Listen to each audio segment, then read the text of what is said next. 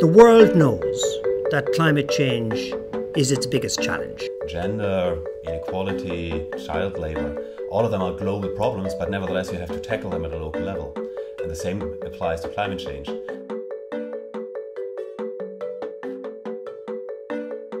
But climate change is a global issue, but we need local solutions.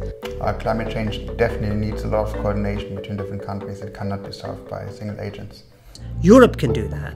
It's the most sophisticated region in the world in terms of state cooperation. To tackle climate change, we need a transformation of our society. We need to change in the energy sector, in the industry sector, and also in some of our aspects of lifestyle. Infrastructure has a lot to do with climate change. These are public transportation, these are roads, these are grids, and they shape our way of living. Just the creation of technical or scientific solutions to climate change in itself isn't enough, because the problem has already thrown up a number of issues and implications that have to do with how humans organize their lives, or societies develop.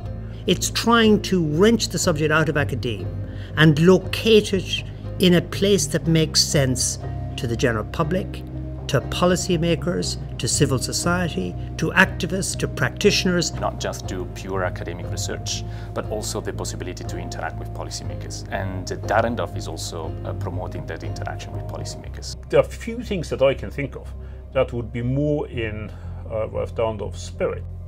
Ralph Dahrendorf was a British-German academic, policymaker, public intellectual. He was a member of parliament. He was a Secretary of State. He straddled the border between academia, politics and policy making. Well, I think Ralph would have been very interested in the issue of climate change, because climate change is an issue where you can discuss all the problems that he was interested in.